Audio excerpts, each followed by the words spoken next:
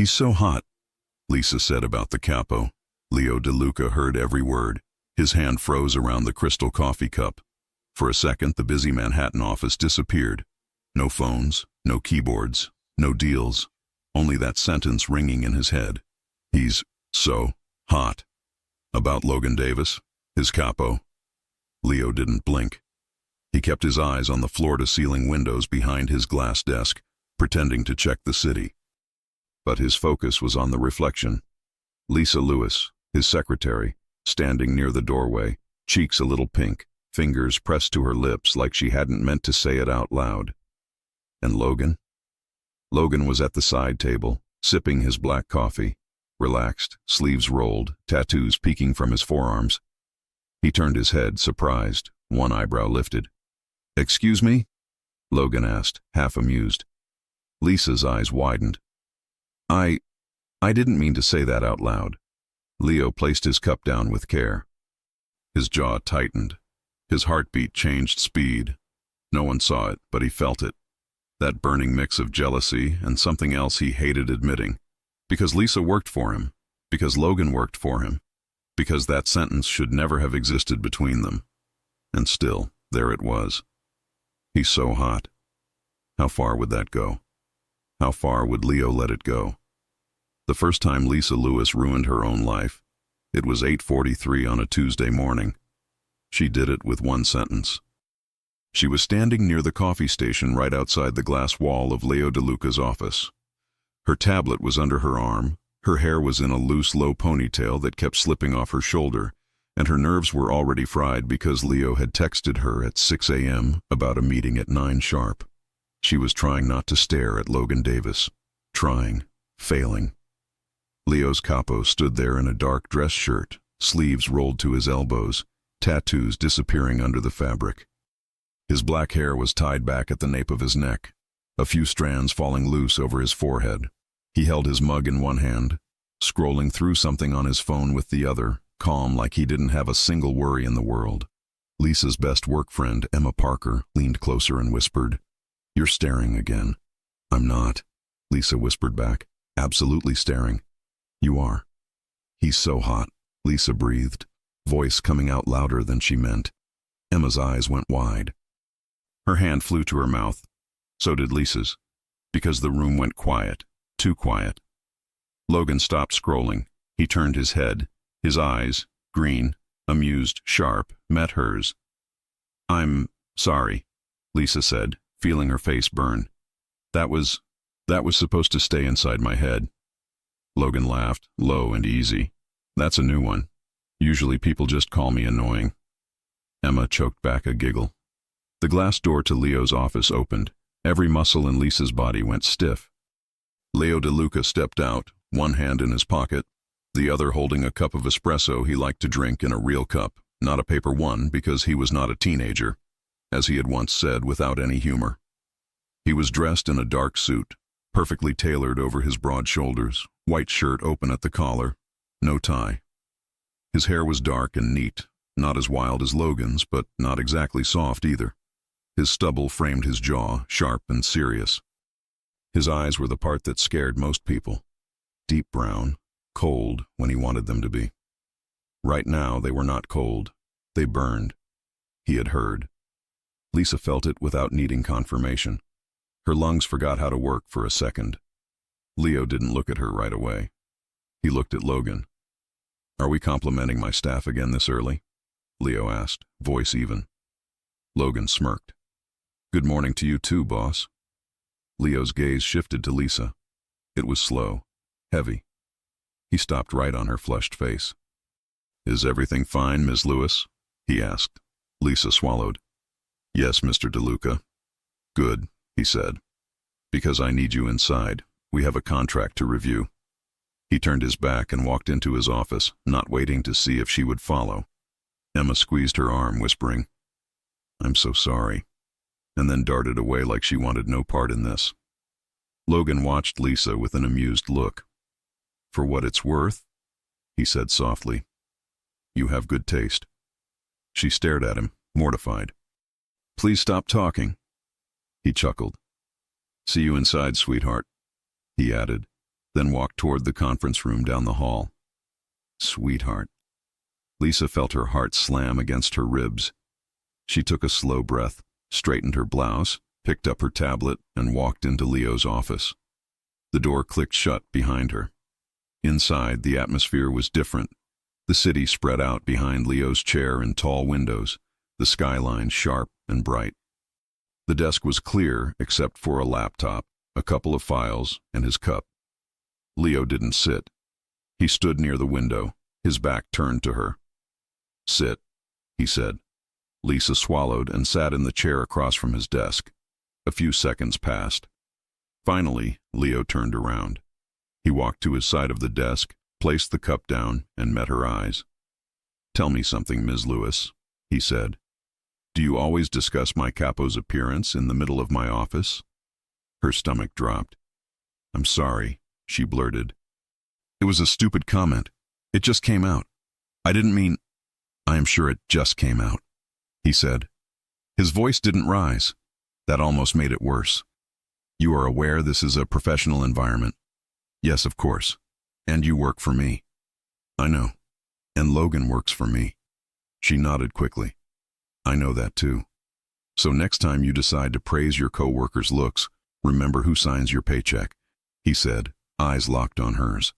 "And remember that I do not like distractions, especially when they are mine." The last word hit her in a strange way. "Understood," Lisa said quietly. He watched her for a beat longer, like he was trying to decide if she really did understand. Then he slid a folder toward her. "We have a meeting with the Harper Group at 9, he said. "I want you to go through this contract and mark anything that looks off. You have 20 minutes. She grabbed the folder like it was a life raft. "Yes, sir." As she opened it, he added, "And Ms. Lewis?" She looked up. "In this office," he said, "no one is hot. They are either useful or not. Make sure you stay in the first category." A tiny sting of hurt cut through her chest, even though she knew he meant it in his cold boss way. "Yes, Mr. DeLuca," she said. He turned back to his laptop, signaling the conversation was over, but it wasn't. Not really. Because his jaw was tight. Because his fingers flexed slightly on the mouse. Because he had heard the sentence, and it had bothered him far more than it should. 20 minutes later, Leo walked out of his office with Lisa at his side, tablet in hand, both heading toward the conference room. Logan leaned against the wall near the door, still holding his coffee cup. "Boss?" Logan said. "Ready to smile for rich people who think they're in charge?" Leo gave him a brief, sharp look. "I don't smile." "Right. Scare them then." Logan's eyes flicked to Lisa. "You okay there?" "I'm fine," she said too fast. Leo felt something twist in his chest. "We're starting," he cut in. "Let's go." Inside the conference room, they took their usual positions. Leo at the head of the table, Logan at his right, Lisa to his left, ready with her notes. The Harper Group representatives entered. Hands were shaken, greetings exchanged, coffee offered. Lisa tried to focus on her screen, but every time Logan leaned in to speak quietly to Leo, she picked up the clean scent of his cologne and remembered what she had said out loud. Her face warmed. "Ms. Lewis," Leo said suddenly, without looking at her. "Highlight the clause on page 4, section B." She did. "Done." "Forward it to Logan." She forwarded it. Logan's phone buzzed a second later. "Got it," Logan said, reading. "Yeah, that part is trash. They're trying to slip in an automatic renewal with changed terms." Leo's lips twitched. "Of course they are." The meeting went on. Numbers, dates, conditions, all very serious. But under the table, Leo's foot tapped once, then again a small, restless movement Lisa wasn't used to seeing. He was always still, always controlled. At one point, the Harper Group CEO made a joke about Logan being the charming one, and Leo, the serious one. Logan laughed. "Everyone has a role, right?" Leo didn't laugh. Lisa did, but it came out awkward and short. After the meeting, as everyone walked out, the CEO clapped Logan on the shoulder. "Your right-hand man is impressive, Mr. DeLuca. You're lucky." Leo gave a polite nod. "I choose my people carefully." His eyes slid to Lisa for half a second when he said it. Her heart stumbled. By lunchtime, the office had gone back to its normal rhythm, but nothing felt normal to Leo. He closed the door of his office and stood again by the window, looking at the city he controlled, thinking about something he could not control at all. Lisa, with her quick hands on the keyboard and her nervous laugh. Lisa, who always smelled like vanilla and coffee. Lisa, who had just admitted in front of him that she found Logan so hot. He hated how much that bothered him. There had always been rules in his life. Rules kept him alive. Rules kept his people safe. One of those rules was simple. He did not get involved with his staff, especially not his own secretary, the one who saw everything, the one who knew his schedule, his habits, his weaknesses, the one who brought him coffee when he forgot to eat and reminded him of stupid things like sunscreen when he had to spend a day outside. He didn't do messy. Feelings were messy. He took a deep breath, adjusted his cuffs, and sat down at his desk. He would fix this. He didn't know how yet, but he would. A soft knock sounded at the door. "Come in," he said. Lisa stepped inside with a stack of papers. "The Harper Group sent the updated version. I printed the main points." "Good," he said. "Leave them here." She walked closer and put the papers on the desk. For a moment they were too close. He could see the faint freckles on her nose, the little line between her brows when she concentrated. "Anything else?" he asked, trying to sound bored. She hesitated. "About this morning," she started. "We already talked about that," he cut in. "I know, but I just wanted to say that I respect this office, and you, a lot. I didn't mean to be unprofessional." Leo looked at her, really looked at her. Her voice was steady, her hands were not. He didn't want her scared of him. He wanted something else, something he had no right to name. "You have been useful so far," he said. "Efficient, organized. You stay late when needed. You don't complain. That is rare." He paused. "I do not want to replace you, Ms. Lewis." Her shoulders relaxed the smallest bit. I'm glad to hear that." "Good," he replied. "Just remember that I expect focus."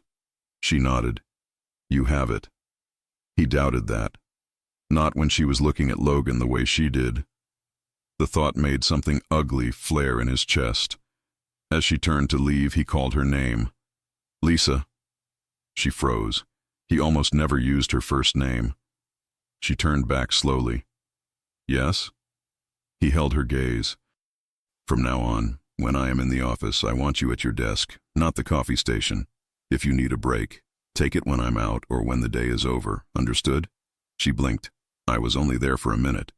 "I noticed," he said. "I notice everything. That is why this building still stands. Don't forget that." Her cheeks colored again, but there was a flash in her eyes now.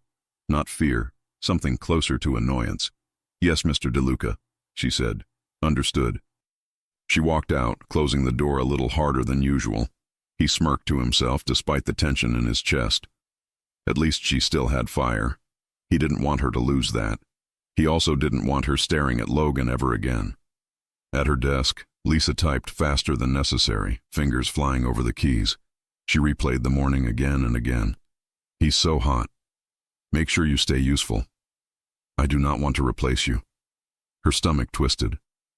Did he really think of her like a piece of furniture? "Rough day?" Logan's voice came from the side. She jumped slightly. "Do you walk like a human or just appear out of nowhere?" He laughed. "Door was open. I brought you this." He set a paper cup on her desk. "You forgot your coffee after the meeting." She stared at the cup, then at him. "You remembered how I take it?" "2 creams, 1 sugar," he said. "I'm not a monster."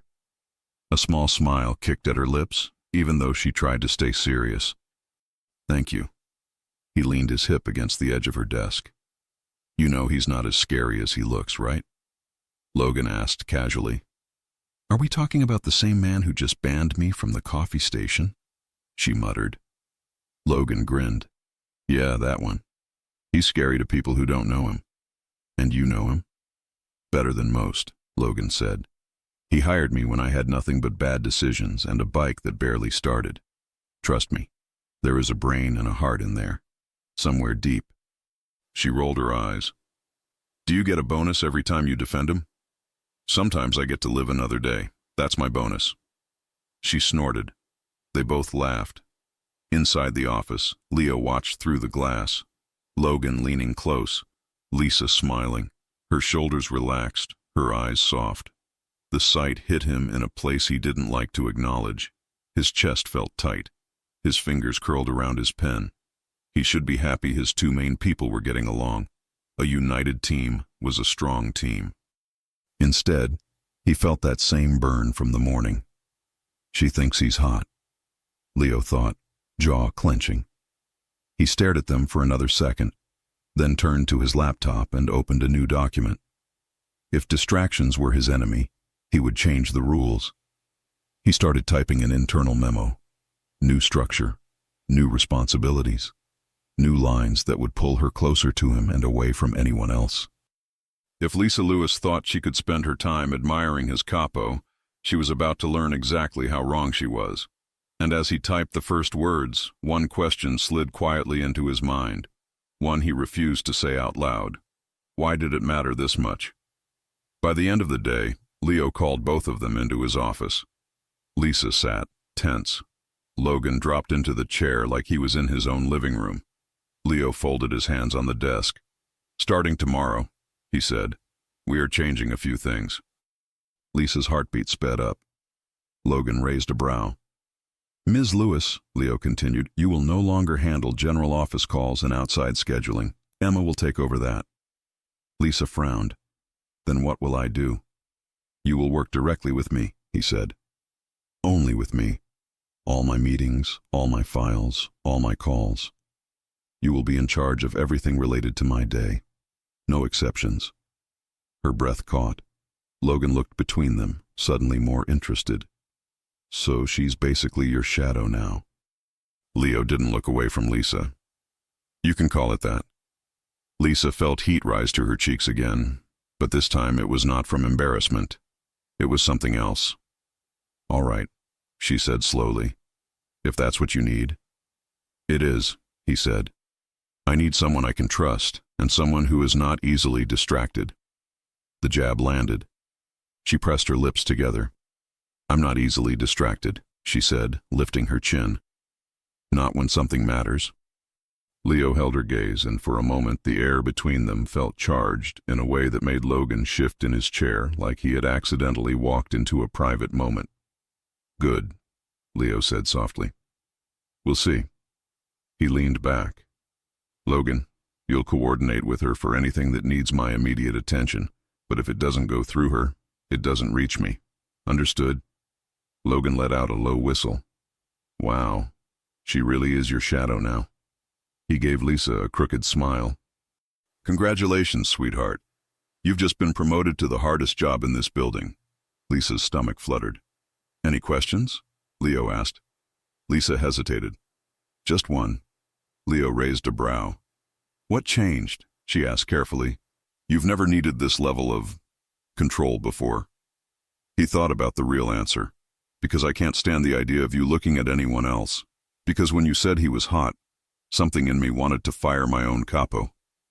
Out loud, he said, "The business is growing. I don't like chaos. You help me avoid it."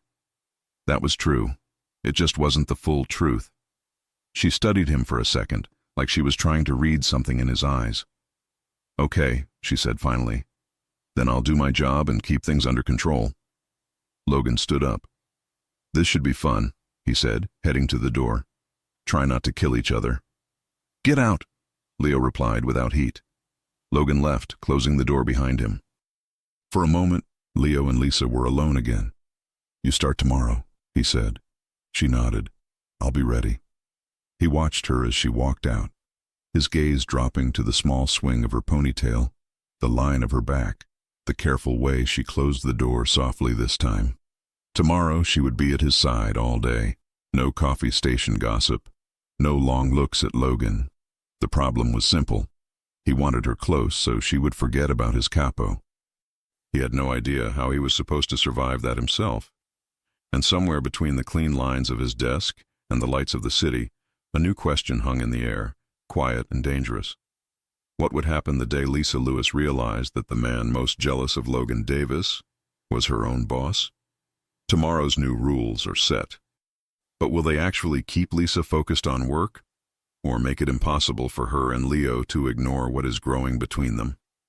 Lisa arrived 20 minutes earlier than usual the next morning, clutching her travel mug like it was a shield. She had barely slept. Most of the night had been spent replaying Leo's words. You will work directly with me, only with me. I need someone I can trust, and someone who is not easily distracted. She wasn't sure if it was a promotion, a punishment, or something far more confusing. The office was still half dark when she stepped out of the elevator. Only the cleaning crew was leaving, and the city outside stretched in soft morning blue. Lisa walked to her desk, turned on her computer, and tried to steady her breathing. A moment later, she sensed movement behind her. She didn't need to turn to know who it was. Only one man in the building walked with that slow, controlled confidence. "Good morning, Ms. Lewis." Her pulse jumped. She turned around. Leo stood there in a navy suit today, jacket open, shirt crisp, hair slightly tousled like the wind had played with it before he entered the building. He held his phone in one hand, a leather folder in the other. His eyes dragged over her face, down her blouse, her hands gripping her mug. It wasn't inappropriate, but it was detailed. Like he was checking if she had slept, if she was nervous, if she was ready to follow his new rules. "Good morning, Mr. DeLuca," she replied carefully. He lifted the folder. "Come inside." She followed him into his office. The skyline glowed softly behind him as he walked to his desk. He placed the folder down and gestured for her to sit in the same chair she had used yesterday. But before she sat, Leo stepped closer. Too close. He reached out, took her mug out of her hands, looked at it, then at her. "You already had coffee?" She blinked. "Yes. Why?" "From now on," he said quietly, "I want you to take a break at 10. I don't want you jittery during morning briefings." She stared at him. "You're controlling my caffeine now?" He didn't flinch. "I'm controlling my office." She opened her mouth, but he continued. "And you are in my office," he added, his eyes lowering to her lips for a fraction of a second. "So yes, I control your schedule." Her knees nearly gave out. She sat quickly. Leo moved behind his desk and opened the folder. "Today, you'll shadow me for every task until noon. After lunch, you'll organize my meeting notes and call the Harper group for revisions." Lisa nodded, even though her heart was racing for reasons that had nothing to do with paperwork. "And one more thing," Leo said, leaning back slightly. She met his eyes. "Yes? No talking to Logan unless I initiate it." Her jaw dropped. "What? Why? We work in the same building." "You work with me," he corrected. "And Logan can be distracting." She stared. "Yesterday you said I'm not easily distracted. You proved me wrong." Her cheeks flamed. "I didn't prove anything." "You said he was hot." She gripped the edge of her chair. "I thought you were done bringing that up." "I'm not," he said calmly. "Sit straighter." She did, instantly. He noticed. Oh, he definitely noticed. The corner of his mouth tugged upward for less than a heartbeat, but she caught it, and it made her chest feel warm in a very inconvenient way. Before she could answer, there was a knock. Logan. Of course. He stepped into the office without waiting, coffee mug in hand, tie undone, sleeves rolled up. "Boss!" "Oh." His eyes flicked between them. "New arrangement. Right. Forgot." Lisa looked away fast. Logan smirked. "Morning, sweetheart." Leo's head snapped up so sharply, Lisa actually gasped. Logan continued casually. "Boss, Peterson called. Wants to move the meeting to noon." Leo didn't blink. "Fine. And," Logan added, "I need your sign-off on the security rotation today." "Leave it on the table," Leo said. Logan did. Then he looked at Lisa again, this time gentler. "You doing okay?" Lisa nodded quickly. "Fine. Busy." Leo's jaw tightened. "Good. Logan said, amused. If you need anything, yell. I'll be around. When he left, Leo exhaled like he had been holding his breath. Lisa folded her arms. See? That's normal workplace conversation. No, Leo said. That is Logan seeing how far he can push me before I break his legs. Her mouth fell open. You're exaggerating. I never exaggerate. You think he's flirting with me? Leo didn't answer. He didn't need to. She leaned forward, lowering her voice. Are you jealous? His eyes snapped to hers. Dark, intense, heated. Too heated. She froze. Leo took a slow breath, regaining control. We're done talking about this. Which meant yes. He was jealous. The morning moved fast. Lisa followed Leo as he reviewed financial updates, signed documents, dictated responses, approved schedules. She walked beside him through the office like a second shadow, exactly as Logan had teased. But there was something different. Every time Leo passed her a file, his fingers brushed hers, light, quick, but purposeful. Every time she stood too far away, he gestured her closer. Every time someone addressed her instead of him, he corrected it with subtle authority. It wasn't just control, it was attention, and she felt every second of it. At one point, when she leaned over his desk to show him a correction, her hip grazed the edge of his chair. The soft contact made him freeze for half a second. His breath hitched, quiet, almost silent, but she heard it. She straightened fast. Is something wrong? She asked. He didn't look away from her. Not yet. Her stomach flipped. By 10, she had survived the first half of her new duties. The break he forced her to take arrived, and she walked toward the kitchen area for water, not coffee. She didn't even reach it. Someone stepped beside her. Hey, Logan said gently. She stiffened. Hi. You okay? He asked. You look tense. She swallowed. Just adjusting. He nodded. He's intense, but he doesn't mean harm. She glanced at him. You make him sound human. Logan laughed softly. He is. He just hides it better than most. Is he really that protective? Oh yeah, Logan said. Especially with people He cut himself off suddenly, eyes shifting over her shoulder. Lisa turned. Leo. He stood by his office door, watching them. Watching her. Watching Logan. His expression didn't shift, but the air did. Logan cleared his throat. Break time over, sweetheart. Boss looks like he's about to combust. Lisa shot him a look, then walked back toward the office, heart pounding. She slipped inside. Leo followed and closed the door behind them, and locked it.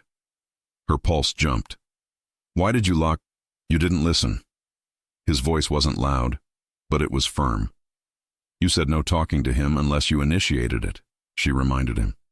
I didn't talk to him. He walked up to me. You answered. What was I supposed to do? Ignore him completely? Yes. She stared at him. That's unreasonable. He stepped closer. Close enough she could smell the faint scent of cedar and clean soap on his skin. Unreasonable, he repeated slowly. Is you smiling at my capo like that? Her throat tightened.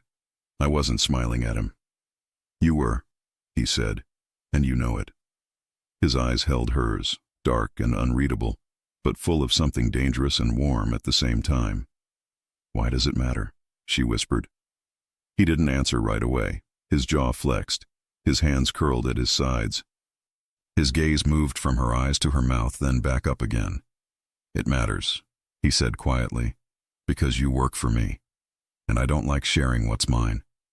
Her breath caught. I'm not yours. He leaned in, his face inches from hers. Not yet. Her knees nearly buckled. She stepped back, needing air, needing distance, needing something to keep her sanity. Leo watched her, eyes narrowed like he was trying to solve a problem. Her. Finally, he exhaled. Get your tablet. We're going to the 13th floor. She blinked. Why? To review contractor proposals. He reached for the door, unlocked it, then stopped and glanced at her over his shoulder. And Miss Lewis? Yes, she breathed. You don't smile at him again. Her pulse hammered. And if I do? His voice dropped to a low warning that made heat crawl up her spine. Don't. Then he walked out. They spent the next hour reviewing proposals in a silent private meeting room. Lisa tried to focus, but her mind kept replaying his voice. I don't like sharing what's mine. Not yet. She didn't know what to do with that. She didn't know if she should run or hope. When they finally returned to his office, Logan was waiting inside like a man asking for death. He held 2 coffees. Brought one for you, he told Lisa, smiling innocently. Her stomach dropped. Leo stepped around her slowly, like a wolf circling prey. She doesn't need coffee, Leo said. Logan raised an eyebrow. You policing caffeine now? Yes. Why? Because she's mine, Leo said before he could stop himself. Silence exploded in the room. Lisa's breath vanished. Logan's eyebrows shot up. Then he let out a low whistle. Oh. Wow. Okay. So that's where we are. Leo froze, realizing what he had said. His jaw locked. He stepped behind his desk, trying to recover. Get out, Logan. Logan smirked. Sure thing, boss. He looked at Lisa. Good luck surviving him. When he left, Leo dragged a hand down his face. Lisa stood there, heart pounding in her throat. You didn't mean to say that. No, he admitted, but I'm not taking it back. Her breath shook. Sit, he said, voice quieter now. We're not done. She sat. He met her eyes, and something in his expression shifted. Still intense, still controlled, but warmer, almost vulnerable. I don't want him near you, Leo said. I don't want anyone near you. I need you focused. I need you here. Her chest tightened. Why, Leo? He opened his mouth, then stopped as his phone buzzed violently. He checked the screen. His face hardened instantly. We'll continue this later, he said. But the way he said it wasn't a threat. It was a promise. She watched him grab his jacket and leave the office in long, decisive strides. And Lisa sat there, pulse racing, hands trembling, asking herself the one question he refused to answer.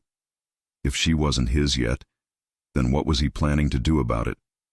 Leo finally slipped. But what will he do now that he can't take it back? Leo didn't return for the rest of the afternoon. Lisa tried to work, but nothing stayed still in her head. Not the invoices, not the calls, not the calendar, nothing. Every time she tried to focus, her mind replayed the moment he said it. Because she's mine. The words were still vibrating inside her hours later. By the time the office lights dimmed, she was standing by her desk staring at the elevator, hoping, against logic, that he'd appear again, open the glass door of his office, and call her name in that deep voice that always hit her right in the center of her chest. He didn't. She finally grabbed her bag and walked toward the elevator. Right as the doors opened, a hand pushed them back. Leo. He stepped in, still in his suit, tie loose, hair slightly messy like he'd been running his hand through it. His eyes met hers instantly, and something sharp and electric filled the small space between them. You're leaving, he said. It wasn't a question. Yes, Lisa breathed. Why? She blinked. Because it's 6:30. He didn't move. You usually stay later. I finished everything. I didn't say you could go. Her heart tripped. You don't own my evenings. His jaw ticked. I'm aware. The doors began to close. He raised his hand, stopping them. You're coming with me. Her eyes widened. What? Where? To a dinner. What kind of dinner? He stepped inside the elevator fully now, forcing her to step back from his closeness. Business, he said. But they'll assume we're together. Her breath hitched. Together? How? He didn't blink. You'll be my girlfriend tonight. The air left her lungs in a rush. I don't think. It's not optional, he said.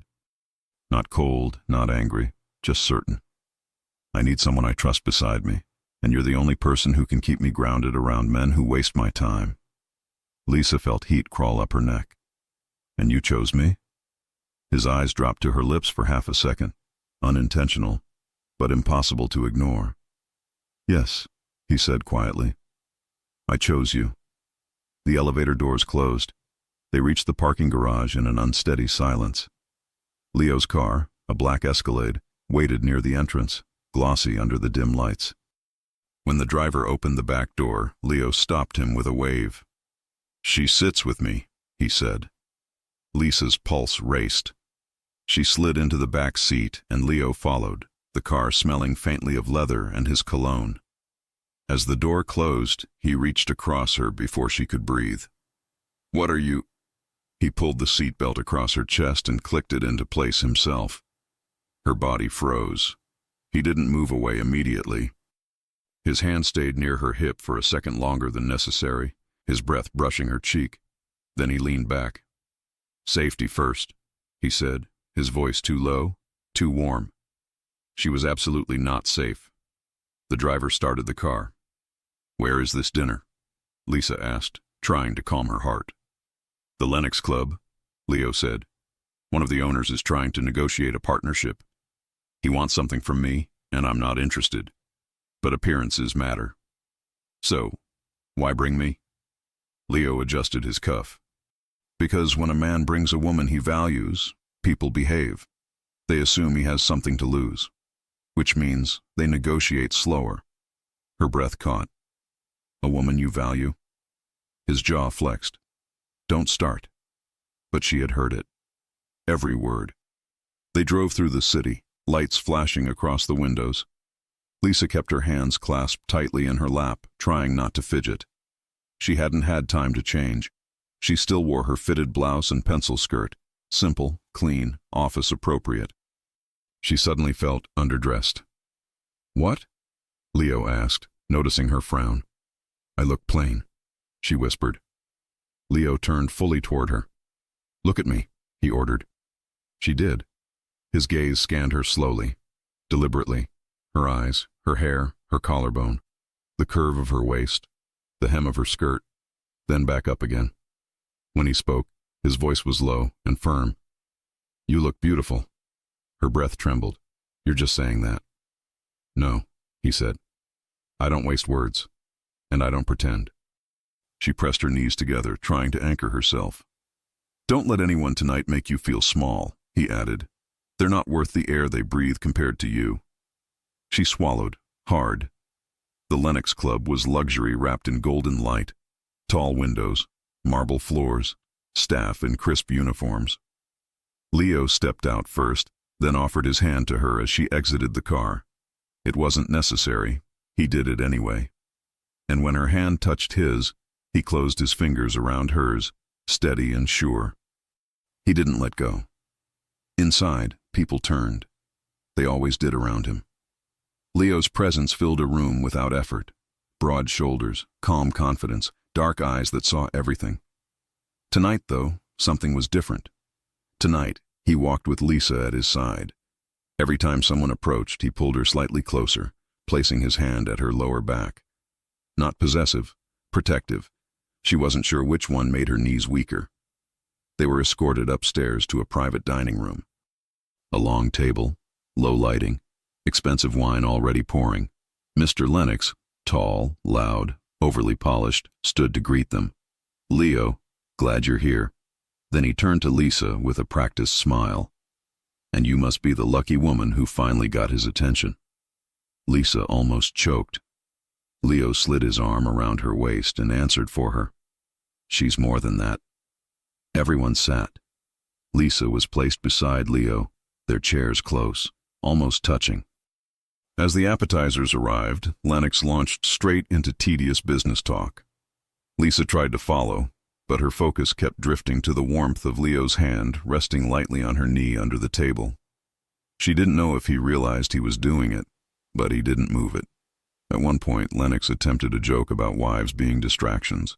Leo's hand tightened slightly on her knee. "She's not a distraction," Leo said. "She's the reason I don't walk out of meetings like this." Lennox laughed awkwardly, not understanding the warning underneath. Lisa did, and her heart flipped. As dessert was served, the door opened, and Leo's face changed. Logan walked in, of all places, of all nights. "Boss," he said casually, ignoring the room's tension. "We need to talk." Leo stood slowly. "This couldn't wait." "No," Logan said. "It couldn't." Lisa's stomach nodded. Leo leaned close to her ear. "Don't move." She nodded. The two men walked onto the balcony, the glass door closing behind them. Lisa watched through the window. Logan was speaking quickly, his hands moving. Leo listened, jaw tight, eyes narrowing. Then, Logan looked toward her. Leo turned sharply, following his gaze. Their eyes met across the glass. Leo's expression softened instantly, barely, but she saw it. Then something else happened. Unexpected, sharp. Lennox leaned toward her. "So, Ms. Lewis," she supplied politely. "Lewis," he repeated, smiling. Too wide, too interested. "You know, successful men like Leo always end up with strong, beautiful women. But you're younger than I expected." Lisa stiffened. Before she could answer, Lennox continued, leaning closer. "And tell me, are you with him for the lifestyle or the thrill?" Her cheeks burned. "That's inappropriate." The balcony door opened. Leo stepped back inside. One look at Lisa's face and his expression changed. He moved toward her with calm steps that felt more dangerous than shouting. He rested a hand on her shoulder. "We're leaving," he said. Lennox blinked. "What? But we're just—" "You insulted her," Leo said quietly. "The deal is off." Lennox stood, flustered. "Come on, Leo, she can't be that sensitive." Leo's hand curled around the back of Lisa's chair. "Choose your next words carefully." Even Lennox understood that tone. He shut his mouth. Leo helped Lisa stand, keeping his hand at her back as they walked out. In the hallway, his touch didn't lighten. Only when the elevator doors closed again did he turn to her. "What did he say?" She shook her head. "It's fine, really." "Lisa." Her chest tightened at the way he said her name. "He asked if I was with you for the thrill." Leo's jaw clenched so hard she thought he might crack a tooth. "He's lucky I didn't break his face." "You didn't have to defend me like that." "Yes," Leo said. "I did." The elevator opened, and before she could step out, he caught her wrist. "Come with me." She followed him into a quiet balcony overlooking the city. Private, dim, the skyline stretching in warm lights. The second the door closed, the atmosphere shifted. She could feel him behind her, hear his breath, feel the heat of him. "Lisa," he said softly. She turned. He stepped closer. Close enough she could feel the warmth of his chest, even though he wasn't touching her. "Tonight." His voice was low, rougher than she'd ever heard. "I didn't plan this." "Plan what?" "This," he said. "Whatever this is between us." Her heart pounded. "Leo." He cupped her jaw with one hand, slowly, like giving her time to pull away. She didn't. His thumb brushed her cheek, gentle, careful, reverent. Their faces moved closer. Inches. Breath touching breath. She tilted her chin up slightly. His phone vibrated loudly. He froze, closed his eyes. Let out a breath that shook with frustration. He pulled back slowly, jaw tight. "I have to take this." She nodded, throat tight. He stepped away, answering the call. Lisa turned toward the city, trying to breathe. But her heart wasn't calming. Not even close. 10 minutes later, the driver took them back to the office so they could retrieve their things. The air was thick, charged, unfinished. She turned to Leo at her desk. "About tonight." "We'll talk tomorrow," he interrupted, voice low, eyes unreadable. "I'm not finished." She swallowed. "Okay." He walked away, stopping at the glass door. "Lisa." She lifted her eyes. He stared at her for a long, tense moment. "If I had kissed you," he said softly, "I wouldn't have stopped." Her legs wobbled. He left. And Lisa sat in the silent office, heart in her throat, realizing the truth she had tried not to name. She wasn't pretending anymore. She wasn't playing a role. She wanted him. All of him. But did he want her enough to break his own rules? End of chapter 3. Leo almost crossed the line, but tomorrow will push both of them even further. Lisa barely slept. Every time she closed her eyes, the moment on the balcony replayed. The warmth of Leo's hand on her jaw, the way he leaned in, the breath they shared, the confession he almost gave her before duty dragged him away. If I had kissed you, I wouldn't have stopped. Those words didn't leave her. Not even for a second, but morning brought reality back like cold water. She wasn't Leo's girlfriend. She wasn't even supposed to be close to him. She was his assistant, his employee. The woman who, just 2 days ago, accidentally called his Capo hot and triggered a storm she couldn't control. So when the elevator doors opened at the office, she forced her shoulders back and repeated the plan she had built in her head all night. Be professional. Be distant. Don't feed the confusion. She arrived at her desk, turned on her computer, and opened the calendar before she even removed her coat. Her heart still beat too fast. She didn't look toward Leo's office. She wouldn't. She couldn't. At least that was the plan, until the glass door opened exactly 2 minutes later. Leo stepped out. Dark suit, no tie. Hair pushed back carelessly. He looked like a man who didn't sleep much, but who never let exhaustion win. His eyes immediately locked onto her. Inside, he said. Her breath caught. She hesitated. Then she stood, smoothing her blouse, and walked into his office. He closed the door behind her, not harsh but firm. He didn't sit. Neither did she. For a long moment, they just stared at each other, the air thick with the memory of what almost happened the night before. You left quickly yesterday, he finally said. You told me we'd talk today, she replied carefully. So I waited.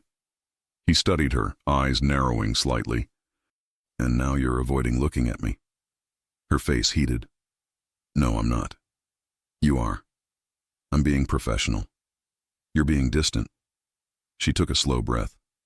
Leo, yesterday was intense. I think we need space to think. His expression darkened, not anger. Something harder to define. Something frustrated. Something that looked a lot like hurt. Space, he repeated. Yes. And you decided that on your own? She blinked. Do I need permission to have space?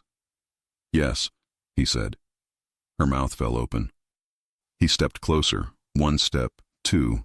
She felt her pulse leap in response. Last night, Leo said, voice lower, you let me touch you. She swallowed. You leaned into me, he continued.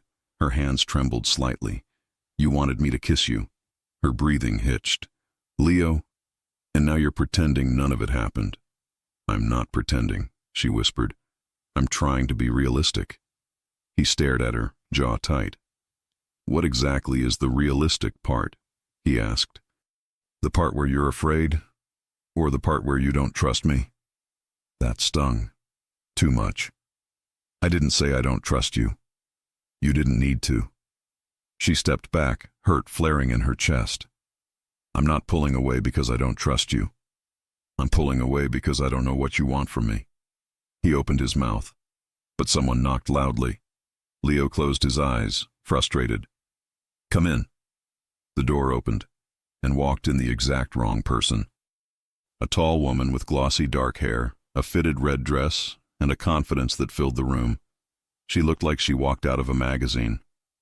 Leo, she said warmly, you didn't return my call yesterday. Lisa felt her stomach twist. Leo straightened but didn't move toward the woman. Victoria, what are you doing here? I was in the area, she said, her eyes flicking to Lisa with polite curiosity and something sharper underneath. Thought I'd stop by. We still need to reschedule our dinner. Lisa looked down quickly. Leo's voice hardened. There is no dinner. Victoria laughed softly. Don't be dramatic. Your assistant won't bite. Lisa felt her cheeks burn. Leo stepped closer, not to Victoria, to Lisa. He didn't touch her. He didn't need to. The message was clear. There is no dinner, he repeated, gaze locked on Lisa now. Not yesterday. Not today. Not ever. Victoria's smile faltered. Oh, Leo didn't soften it. Lisa, Go check on the Callahan files, he said gently, too gently. We'll continue this conversation. Lisa nodded, grateful for an escape, even though her chest felt tight. She stepped out, closing the door quickly. Outside, Emma walked by and whispered, "Who is that? She looks like a Bond villain." Lisa forced a laugh. "I have no idea. Are you okay?" Emma asked. Lisa nodded even though she knew she wasn't. She headed toward the file room, inhaling deeply, trying to calm her racing thoughts. But the moment she closed the door behind her, her emotions finally hit her in full force. Seeing another woman walk into his office like she belonged there, seeing Leo go rigid, hearing him say there was no dinner with her, it all collided into a confusing knot of jealousy, insecurity, and something far too strong to ignore. She pressed her hands to her face. "This is why I need distance," she told herself. "This is why." But her chest still ached. An hour later, Logan found her sitting at a small table in the break room with a stack of files. He leaned against the counter, arms crossed. "You look like someone stole your lunch money." "Thanks," she muttered. "That's exactly the vibe I was going for." He smirked. "Rough morning?" She didn't answer. He walked over and sat across from her. "Want to tell me what's going on?" "No." "Want to pretend you're totally fine while your eyeballs scream otherwise?" Lisa sighed. "Please don't read me like that." "Someone has to," he said. "He won't." She looked up sharply. "What does that mean?" Logan raised an eyebrow. "Leo DeLuca, the man could be in love and still act like he's choosing between two accounting systems." Her stomach flipped. "He's not." "Relax," Logan laughed. "I'm not saying he is. I'm saying he's terrible at showing anything that isn't control." He tapped the table. "If he's pushing, it's because he doesn't know how to handle what he feels." She blinked. "What he feels?" "Oh, come on. You think he acts like this with anyone else?" She bit her lip. "I don't know what he wants." Logan's expression softened. "Then ask him." "I tried," she said quietly. And then a beautiful woman walked into his office and asked about dinner. Logan snorted. "Victoria, she's the daughter of some investor. They tried to push an arranged thing once. Leo said no, loudly." Lisa blinked. "He did?" "Oh yeah. He'd rather swallow nails than marry for convenience." That eased something inside her chest. A little. "But look," Logan added, leaning forward, "don't let his past ruin your present.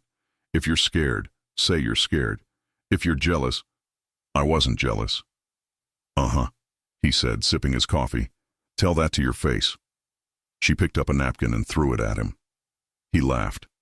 By the time she returned to her desk, Leo's office door was closed and Victoria was gone.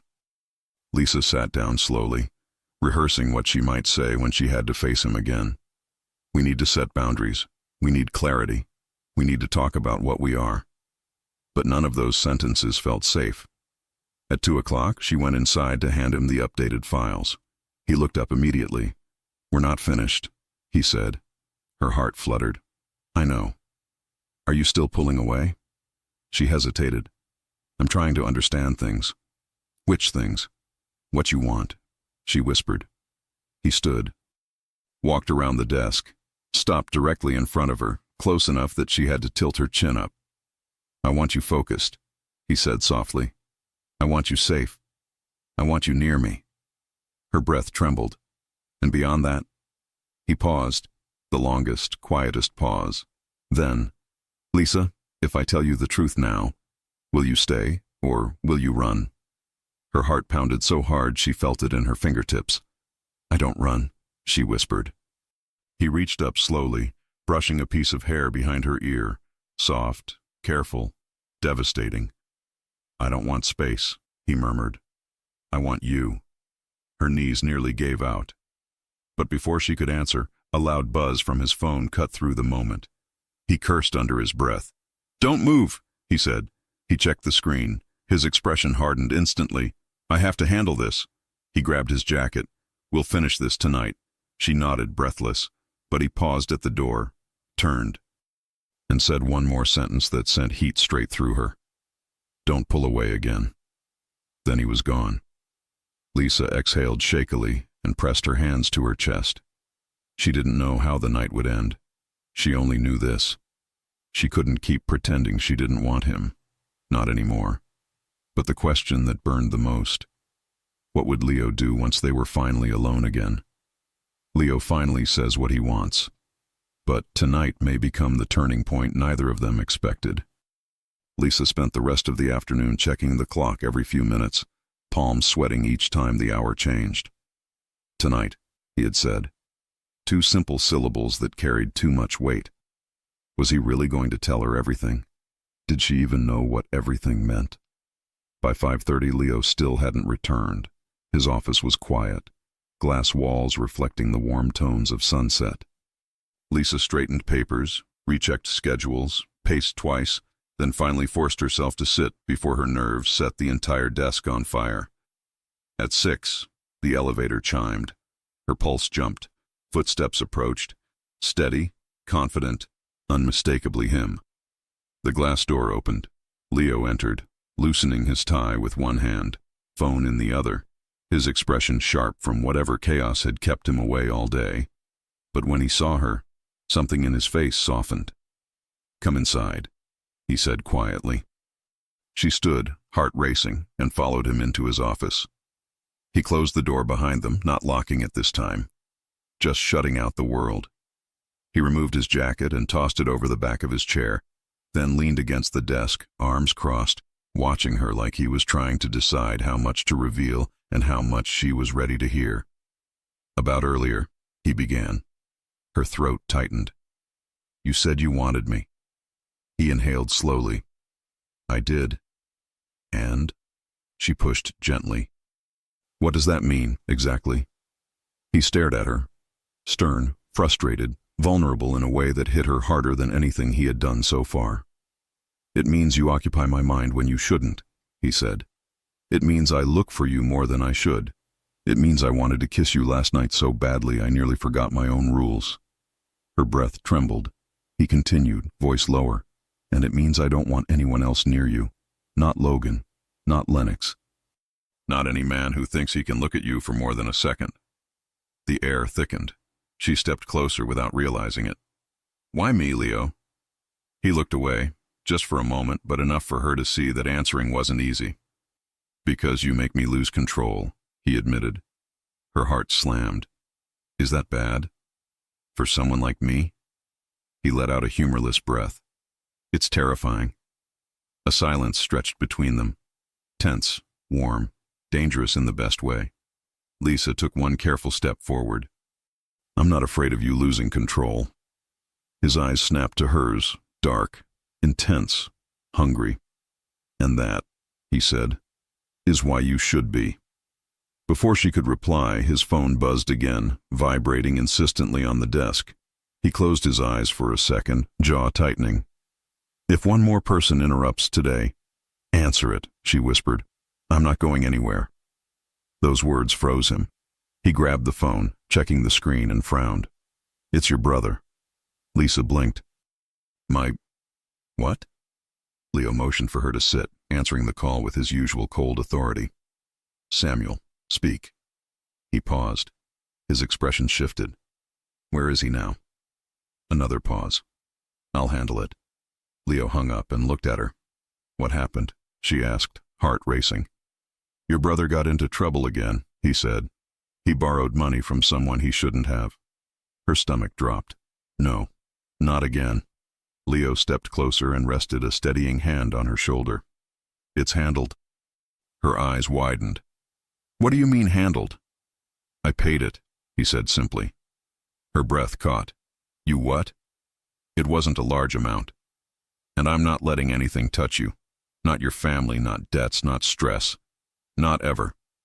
A sharp pressure built behind her eyes. "You didn't have to do that for me." He brushed a thumb gently along her jaw, his voice softening. "I know I didn't have to. I wanted to." She swallowed hard. "You're not supposed to fix my life for me." "Someone should," he said.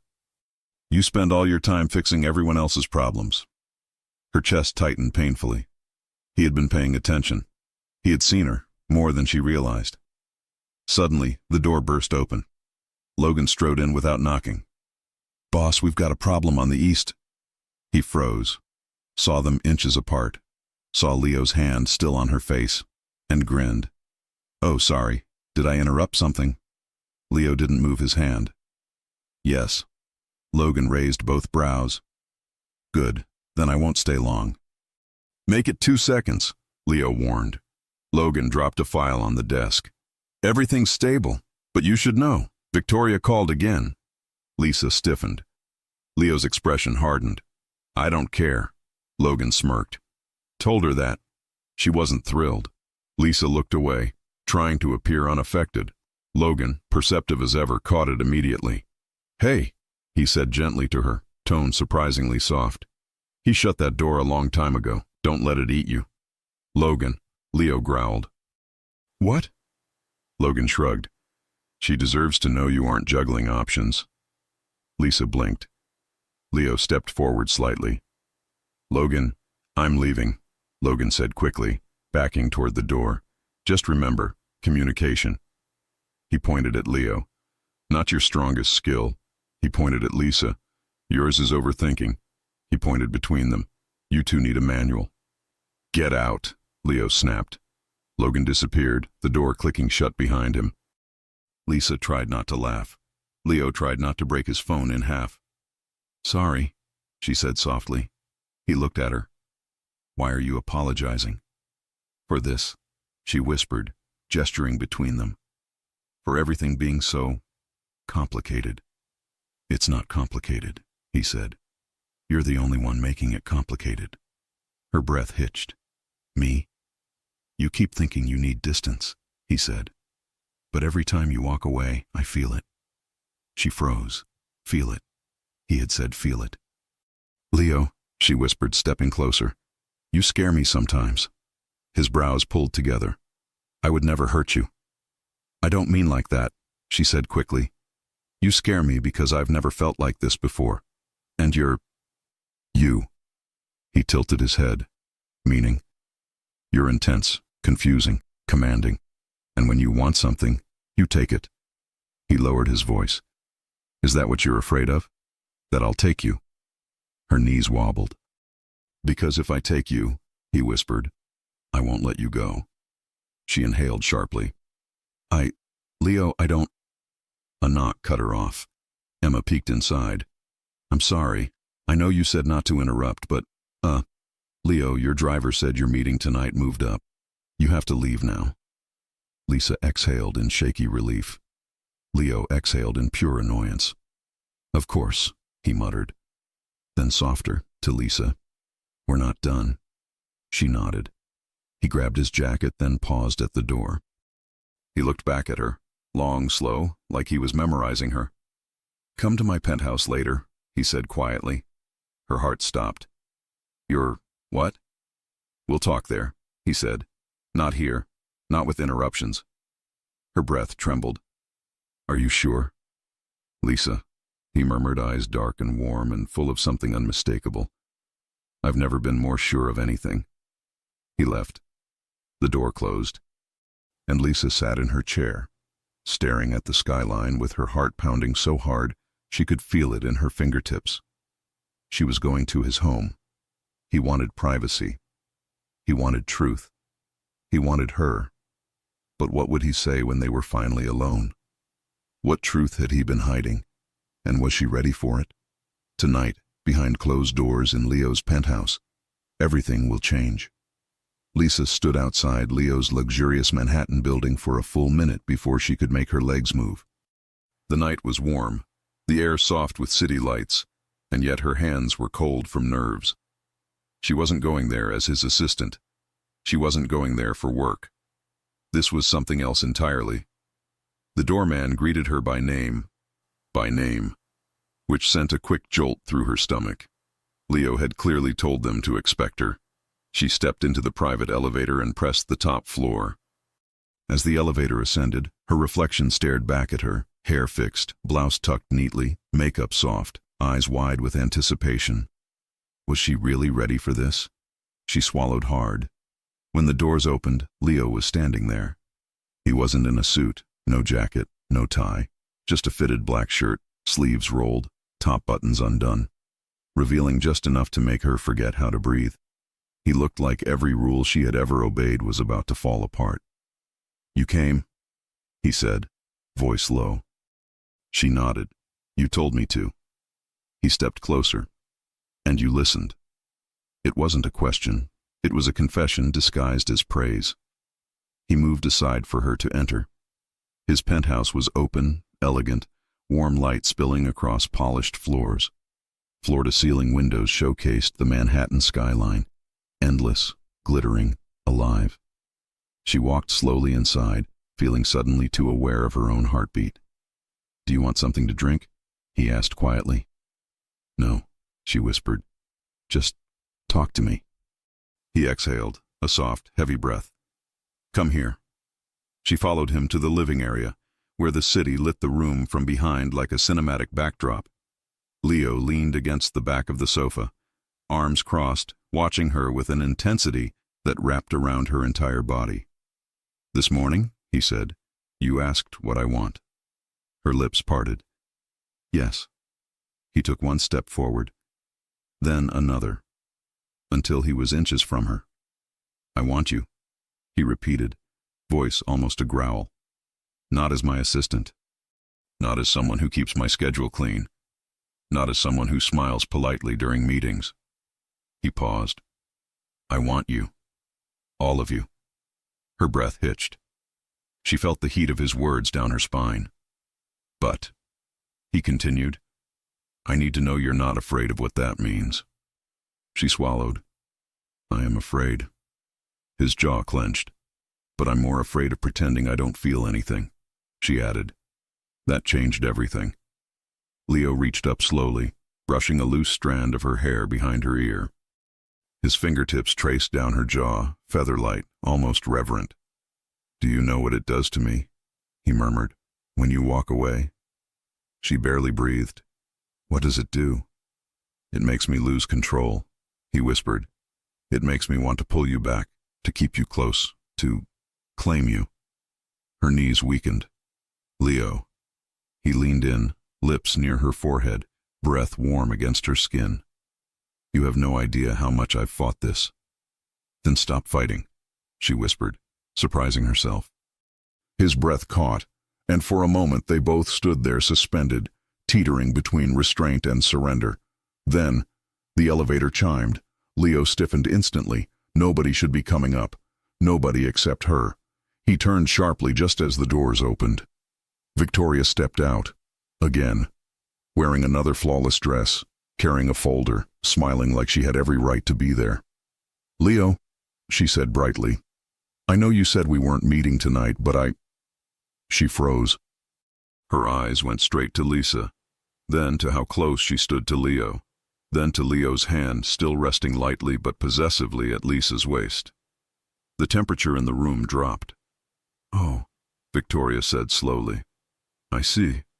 Lisa felt panic twist inside her chest. Leo stepped slightly in front of her, not enough to hide her, but enough to show exactly where his loyalty stood. "This is not a good time," Leo said firmly. Victoria lifted her chin. "I can tell." Her gaze returned to Lisa, sliding over her in a way that felt too direct, too cutting. "So she's the reason you suddenly refuse social obligations?" Lisa opened her mouth, but Leo's voice cut through the air like a clean blade. "Yes." Victoria blinked. Lisa blinked. Leo didn't look away from Victoria. "And I don't owe you anything else." Victoria laughed, but it was sharp. "You don't owe me anything, but you could have warned me before I walked into your little moment." Lisa's cheeks heated. Leo's face didn't move. "Leave." Victoria's gaze softened, not kindly, but knowingly. "You're in deeper than I thought." Leo didn't dignify that with a response. Victoria stepped backward into the elevator, eyes lingering on Lisa. "Good luck," she said quietly. "You'll need it." The doors closed. Silence, thick, humming silence. Then Leo exhaled, harder than he expected, and turned to Lisa. "I didn't plan that," he said. "I know. But I'm not apologizing. I know that too. He stepped closer, hands sliding gently along her arms. "Does this scare you more?" he asked. She shook her head. "No, it scares me less." His lips tugged into the faintest smile. She placed her hand on his chest, over his heartbeat. It was racing. Fast. Hard. Just like hers. "Leo," she whispered. "What happens now?" He covered her hand with his, holding it there against him like it belonged. "What happens now," he murmured, "is that I stop pretending." And then he kissed her. Slowly. Deeply. Hungrily. But not rushed. Not uncontrolled. He kissed her like he'd imagined it too many times. Like he'd waited long enough. Like he wasn't going to let anything interrupt this moment ever again. Her hands slid up to his shoulders, her body melting into his arms wrapped around her waist, pulling her closer, guiding her gently but firmly, as if he already knew the shape of her. The kiss grew warm, then warmer, then impossibly sweet, as if he was memorizing every second. When he finally pulled back, they were both breathless. His forehead rested against hers. "Lisa," he whispered, voice rough, "if we cross this line, I'm not going back." She cupped his jaw softly. "I don't want you to." His eyes darkened with something deep and certain. He kissed her again, quicker this time, like he couldn't stop. But suddenly, Logan's voice echoed through the intercom. "Boss, you home? I need to talk to you. Something urgent came up." Leo broke the kiss with a groan that could have been legally classified as frustration. Lisa's heart hammered. "Logan? Here? Now?" Leo looked at her with a mix of fire and irritation. "I swear," he muttered, "if one more person interrupts us tonight." She laughed breathlessly, but the tension returned instantly. "Stay here," he said, voice protective now. "I'll deal with him." He brushed a thumb across her lips, like he didn't want to leave, and then stepped away. She watched him disappear down the hall. Her fingers touched her mouth. Her heart tried to escape her chest. Her body still tingled from his kiss. But beneath all of that, something else began to take shape. A single, terrifying, beautiful question. When Leo returned after talking to Logan, what would they be? The kiss changed everything. But Logan's urgent arrival may change even more. Lisa sat on the edge of the sofa, fingers pressed to her lips, still tasting Leo's kiss. Her heart hadn't slowed once since she arrived. Every sound from down the hallway made her chest tighten. She didn't know what Logan needed or why he had come at that exact moment, but she knew one thing for certain. She didn't want the night to end without Leo telling her, clearly finally, where she stood in his life. The muffled voices grew louder as they approached. Logan and Leo rounded the corner, mid-conversation. "I handled it," Logan was saying. "I just didn't want you hearing it in the morning and throwing a chair." "I don't throw chairs," Leo muttered. Logan smirked. "Okay, you throw harsh words. Chairs would be less scary." Then Logan spotted her. His eyes flicked from her flushed cheeks to Leo's unbuttoned shirt, then to the space, small, too small, between them. "Oh," Logan said, hands lifting slightly. "Oh, wow. So we really interrupted something." Lisa felt heat rush to her face. Leo shot Logan a glare that could have melted steel. "Logan, leave!" "Already on it," Logan said, backing toward the elevator. "Also, congratulations, maybe? I don't know if I'm supposed to say that yet." "Logan," Leo repeated. Going. Logan waved at Lisa. "Good luck surviving him." The doors closed.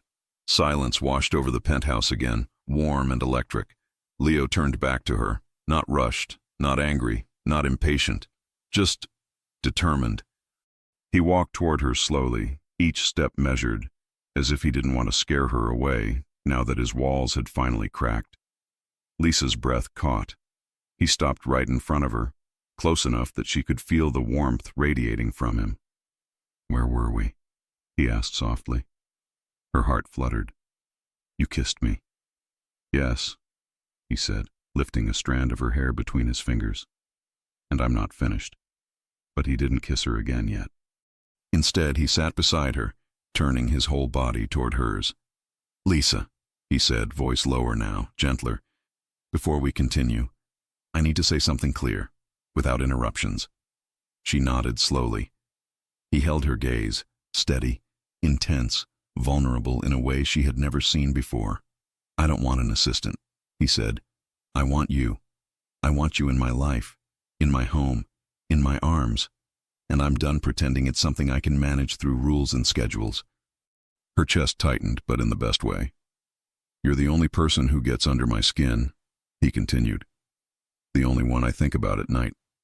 The only one I wait for in the mornings. You make my world louder and softer at the same time, and I don't know how to function without you anymore." Lisa felt tears sting her eyes. "Leo." He leaned forward, brushing his thumb gently under her eye before the tear could fall. "I want you," he repeated. "Not as my employee. Not as something temporary. I want something real with you." Her voice shook. "I want that too." He let out a low breath, one that sounded like relief, tension, and desire blended together. Then his hand slid to her waist, guiding her gently onto his lap. Her breath caught. Her knees straddled his thighs, his arms wrapped around her, strong and steady, as if he had waited forever to hold her this way. The city lights glowed behind them, reflecting off the windows, painting the moment in warm gold. "You fit here," he murmured against her jaw. "Perfectly." Her fingers slid into his hair, and he closed his eyes like her touch grounded him. "This doesn't change your work," she whispered. "I don't want people thinking I got here because—" He cut her off by resting his forehead against hers. "Lisa," he said, "you earned your place long before I admitted anything. And starting tomorrow, you won't be reporting to me anymore. We'll restructure the office, adjust roles. Nobody will say a thing." Her eyes widened. "Really?" "Yes. I already spoke to Logan about it." "Today?" she asked. 2 days ago," he admitted, lips brushing the corner of her mouth. "Before I was ready to tell you. But I knew I couldn't keep you as my assistant and keep my hands off you." She gasped softly. He smiled, one of those rare smiles, the kind that broke through his stern facade and made him look younger, freer. Then he kissed her again, slow, warm, deliberate, not rushed, not hungry like the first time. This one was a promise. His hand traced the curve of her back, hers slid along his jaw. The kiss deepened, but never crossed the line. It was intimate without being explicit, romantic without being overwhelming, exactly what they both needed to feel safe in this new world they were stepping into. When they finally broke apart for air, Lisa rested her head against his shoulder, feeling his heartbeat steady beneath her cheek. "You're shaking," he murmured. "You make me nervous," she whispered back. "You make me human," he said. She laughed softly. "That's debatable. Don't push your luck." They stayed like that, quiet, close, breathing each other in, until she finally pulled back enough to meet his gaze. "What happens now?" she asked. His thumb brushed along her lower lip. "Now? You stay here tonight." Her heart leapt. "But not in the way you think," he added softly. "Not yet. I want to hold you. Nothing more. I want you beside me when I fall asleep. I want you to start tomorrow in my home." Her breath trembled. "Leo, I can't rush you," he said. "And I won't. We move at your pace, not mine." Those words alone made her fall a little deeper. She nodded slowly. Then, "Yes, I'll stay." The relief on his face was so genuine it made her chest ache. He kissed her forehead gently, then guided her off his lap and stood, offering his hand. "Come, I'll show you the guest room." She raised an eyebrow. "Guest room?" "For your things," he said, "but you're sleeping with me." Her cheeks burned. "Leo." "To sleep," he repeated firmly. "Only sleep." She squeezed his hand. "Okay." The night was quiet and perfect. Lisa changed into the spare clothes he offered. Soft, oversized, smelling like his detergent. She washed her face in his marble bathroom, feeling like she was stepping into a life she hadn't known she wanted. When she emerged, Leo was already in bed, sitting against the headboard, reading something on his phone. He looked up when he saw her. His expression softened. "You look beautiful." She blushed, slipping under the blankets beside him. He set his phone aside, turned off the bedside lamp, and pulled her gently against his chest. She fit under his arm like she was meant to be there.